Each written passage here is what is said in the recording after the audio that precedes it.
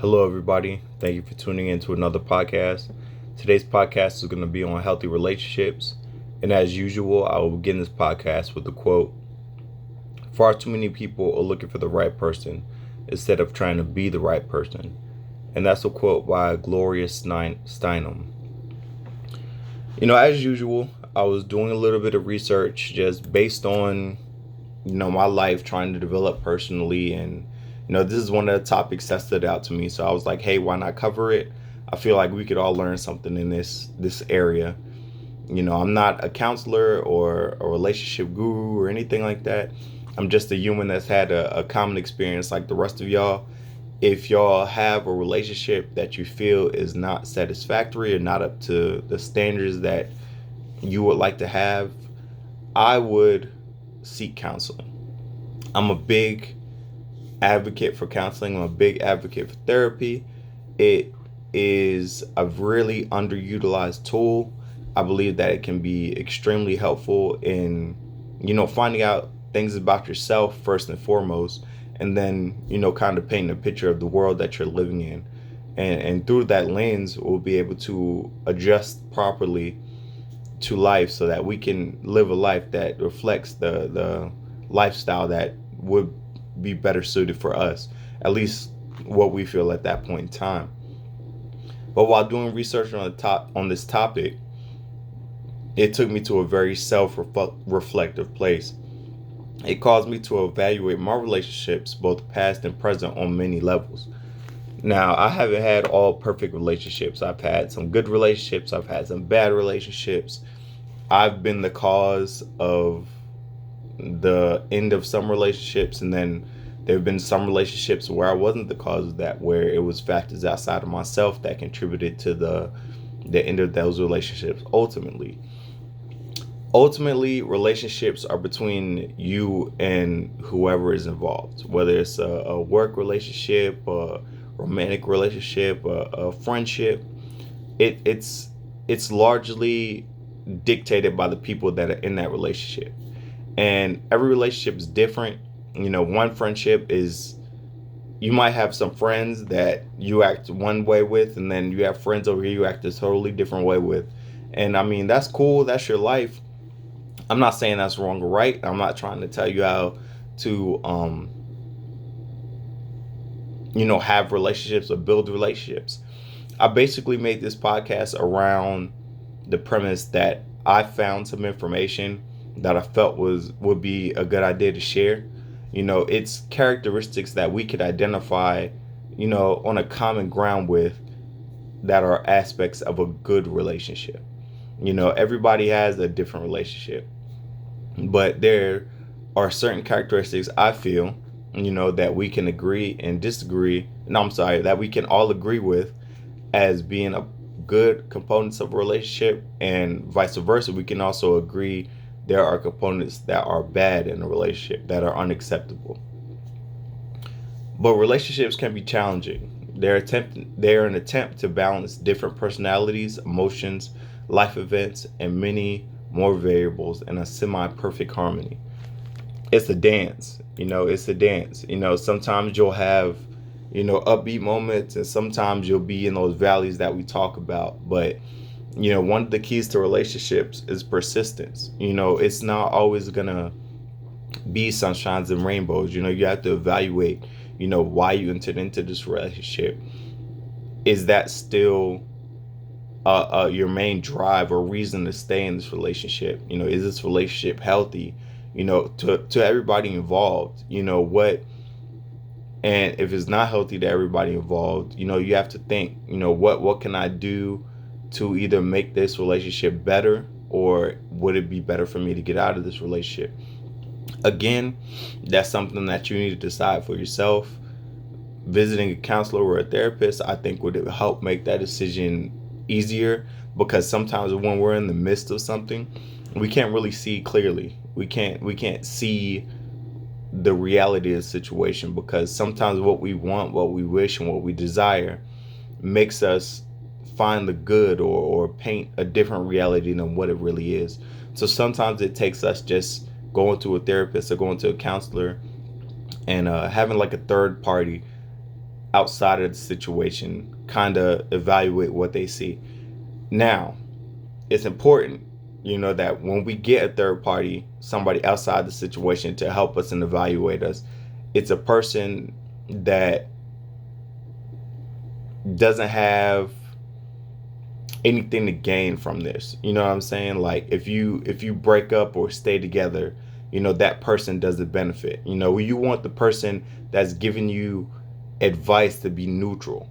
You don't want it to be a friend that doesn't like that person and want y'all to break up so y'all could, you know, be closer. Or you don't want that person to be somebody who's after your significant other, and if y'all break up, they can get a chance to get, you want them to be somebody neutral. That's why, I always say go to a professional, because for the most part, all of them have like a neutral basis. They don't have any involvement with it, and they don't care really. They're here for you. You're paying them, you're seeking help, you're seeking advice, so they're coming to help you. They're not necessarily, they have no stake in the matter except for your benefit, for your happiness and for your improvement in along your journey, to get to the point that you're trying to get.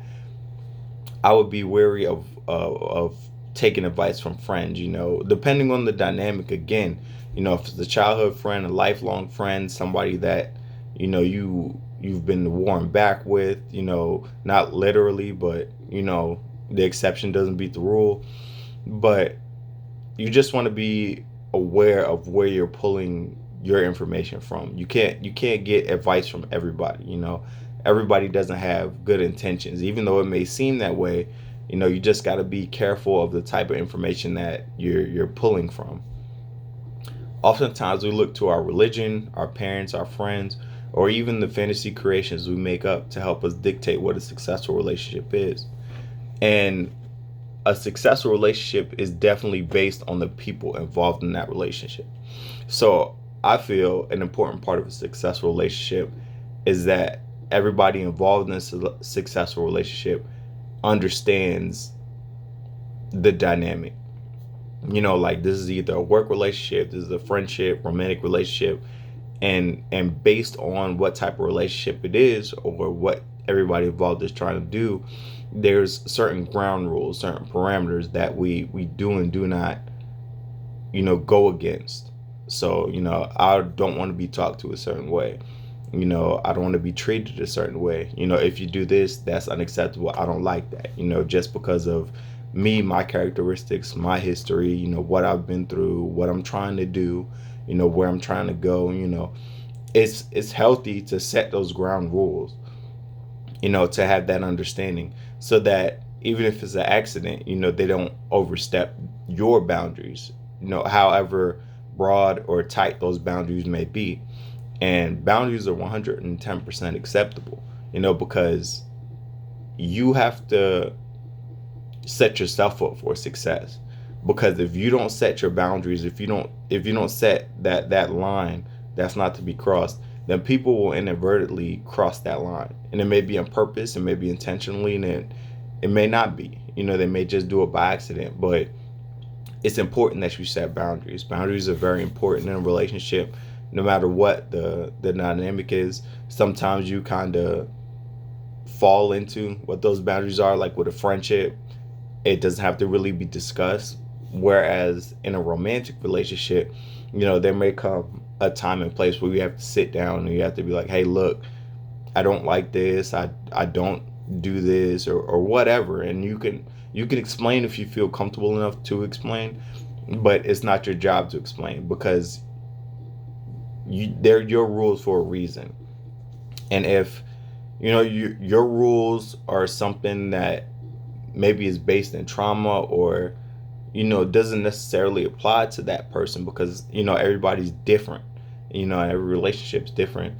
Maybe you can look at kind of tailoring the rules or your boundaries to that relationship, whereas you needed to put your foot down about this particular rule in the past relationships.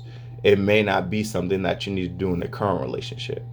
So we just got to evaluate the dynamic, and see if, we need to say that. And if we don't need to say that, then that's fine, so be it. But always be cognizant or aware of the fact that, you don't have to do anything that you're uncomfortable with, And I say that, but there's also a flip side, because change is uncomfortable. So if you're in a relationship and you're trying to make things better, you're seeing a therapist, and the therapist recommends that you kind of come out of your comfort zone and you start progressing towards, a different behavior or a different mentality and stuff like that. It's going to be uncomfortable, and you're not going to want to do it because your body likes staying in a place that's safe, and habits are safe because the outcome of a habit's predictable. If I do this like I've always done for 30 years, then I'm going to be safe at the end of the day. But sometimes the habits that we generate, especially from trauma or bad experiences, they can end up hurting the dynamic, the relationship, hurting us in the long run, instead of serving us like we think they will in our mind.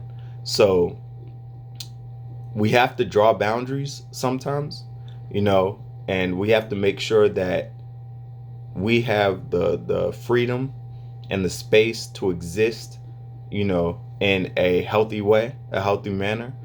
But at the same time, when the time is right and the situation is appropriate, and both parties are working towards the same goal, both parties are, contributing to the relationship and are willing to change, willing to contribute, then there are times when we're gonna have to get uncomfortable and kind of shed some of those bad habits and shed some of that security that we think exists because of the things that we do, or the fail safes that we've put in place based on our past. And it's time to get out there and kind of create a new baseline, based on the situation that you're dealing with, with the person that you're dealing with, because this person is a whole new person, and this person may bring a whole new dynamic into your life, and you don't want to cause that person to put up a shield or put up defenses because of the defenses that you've made in your life, and now they're being defensive because they don't want to get hurt, and both people are being defensive because they don't want to get hurt. So nobody's coming together and being their authentic selves, and that's just a ball that's going to gain traction and gain speed, and it's going to get out of control at one point. So again, counseling, therapy, it's a very underutilized tool. I recommend it heavily, even if you just go for yourself, and deal with the traumas and stuff that you've been through in life, because there's a lot of stuff that we've been through that we may not even be aware of, that have an effect on the actions we take on a day-to-day basis. So, it would be something to look into. Relationships are unique based on a host of variables specific to that individual. Again, the individual that you're entering into a relationship with, a new relationship with, may possess different characteristics than the other person. Now, if you are searching for a type or a specific criteria or characteristics, then yes, that person may be similar to the person that you just got out of the relationship with, or the person you're creating a new type of relationship with. But they're different in their own right as well. They're similar, but they're not the exact person, unless you're getting back with an ex or whatever. But that's a whole different story. Relationships are unique. They're based on the people involved. That's the simplest way I could put it. My relationship is not going to be the same as your relationship, and if we were to change the dynamics, like change the people involved, then the relationship might take a whole different turn. Because they're bringing in their trauma, they're bringing in their walls, they're bringing in their likes, their dislikes, and all the characteristics that make them an individual, that make them who they are. And I'm bringing in that same stuff. So we got to find that kind of balance between, them and me, to make it, amicable, or to make it a good relationship or a healthy relationship for everybody involved. Every unique qualities of their own. Every relationship possesses a unique quality of their own. I'm sorry, I got a little tongue twisted, and I don't know what I typed here, but it's all good. Again, this is just basically saying that relationships possess a unique quality of their own, which is based on the parties involved. I can't say that enough. I put that on here 3 times because it's important. It's important to know that, every relationship dynamic is not the same. And one of the places that we get in trouble in our relationships is trying to compare our relationship to other relationships, whether that be friendship, romantic, work relationship, stuff like that. The dynamic will always be different. So you can't be in your marriage, your friendship, your relationship, and look to other marriages, friendships, or relationships and say, hey, why can't you be like this person? Why can't you be like that person? They may have aspects of their relationship you could aspire to, or that you like and you would like to implement in your relationship, but you shouldn't compare, because you don't know 100% of the dynamic that exists in that relationship. You don't know what she brings to the relationship. You don't know what he brings to the relationship. You don't know the dynamic. So not having all the pieces, not having a full understanding of everything that's, contributing to that relationship, you can't compare. You can't compare apples to oranges, because your relationship, what y'all contribute to the relationship may be totally different. You may contribute more, you may contribute less, you may contribute the same, but it may be something totally different. It's just a different dynamic. So that's something we just got to be aware of, to not compare our relationships to other people, because we're not those people. We're our own individuals, and we have our own likes, dislikes, traumas, expectations, wishes, dreams, hopes. The place that we want to take our relationship it's all different. It can all be different.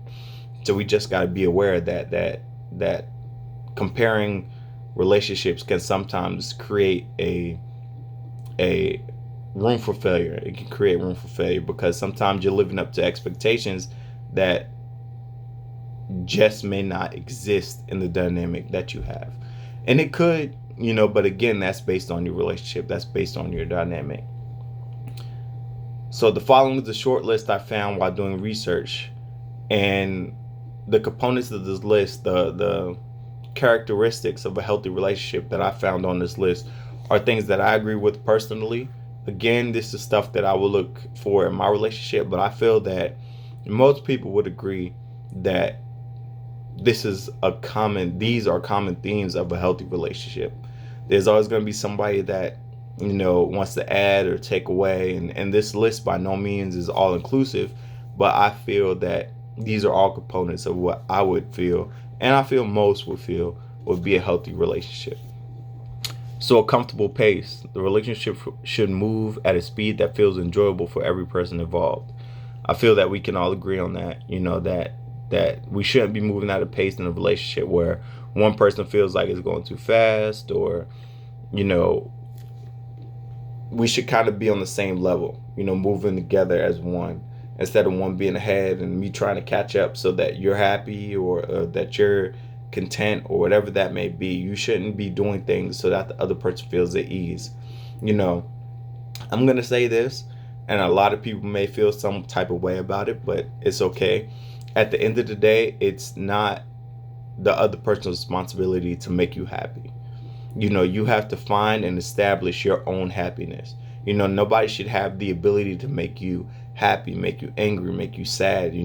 Those are all emotions that we feel because our perspective of a situation is whatever type of way, and based on that perspective, we now feel a certain way. So in essence, the other person hasn't made us feel any type of way. We have made ourselves feel that type of way. So if you're not happy in a relationship, why aren't you happy? It's not because of anything they've done. It's because of your perspective of the situation and what that other person is doing. It's not what they're doing. So nobody's in charge of your happiness except for you. You're in charge of your happiness at the end of the day. Number 2 is trust. Confidence that your partner won't do anything to hurt you or ruin the relationship. Trust is a big one. And again, I feel like we can all agree on trust. If you don't have trust in any type of relationship, whether it's a business, a friendship, a romantic relationship, I don't feel like you have a foundation to have a relationship. Like, because trust is the foundation. Like, you have to have trust, you know. In a healthy relationship, you need to have trust. Number 3 is honesty. You could be truthful and candid without feeling how the other person will respond. You know, you should never be scared to be honest or authentic with, you know, your counterpart. You know, like, you should always be able to come up to that person and speak honestly, speak freely without them, you know, overreacting or, you know, going off the wall or anything like that. You're just expressing an opinion, you know, and if they don't agree with that opinion, they should feel comfortable enough to state that, hey, they don't agree with that. And then y'all could have a conversation, and then, you know, boom, it is what it is. But I feel if you don't have that honesty, that space where you could just be authentic, like, hey, this is not cool, or, you know, I don't accept this, or, you know, just to be, you know, honest and authentic, then, you know, I don't feel like it's a healthy relationship. Again, this is not the end all be all list, but I feel like this is all stuff we can agree on. Next is independent. You have space to be yourself outside of the relationship. You got to have your own life. You know, that one person can't be your life, because if something goes sideways or something goes wrong, then you feel like you don't have a life or an existence outside of that person. And I know in a lot of relationships we kind of get tied up in that, because especially in romantic relationships, like, well, even business relationships, you know, you depend on that person to always be there, and y'all create an existence that's, you know, successful based on y'all's interaction. And then something may happen, you get promoted, you leave the organization, or you break up, and now you don't have that person. Now you have to figure out how to operate as an individual again. And if you haven't had that autonomy, or you haven't been, you know, acting as if you were an individual all of this time, you know, it could be hard to relearn that, and to get back in that frame of mind to be able to exist on a solo plane. But again, it takes time. It's not hard. It's not easy, you know, especially if you base your existence on someone else, to pull away and just create another existence. So it's always good to keep your individuality, keep your uniqueness in the relationship. You know, you can be in a relationship, you can create something, but, you know, individually you are also awesome as well, you know. Number 5, respect. You value one another's belief and opinions, and love one another for who you are as a person. That's self-explanatory. I don't believe I need to go into that one. I believe we all agree on that one. Number 6, equality. The relationship feels balanced, and everyone puts the same effort into success of the relationship. Again, I feel that's self-explanatory, and we all agree on that one. Kindness. You are caring and empathetic to one another and provide comfort and support.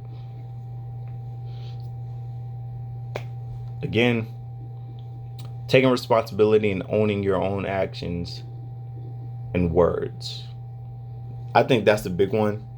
You know, I feel like in my past relationships, that's kind of been one that's been hit or miss, you know, that I could have improved in some relationships, and that other people could have improved in, you know, different relationships that I've been involved in.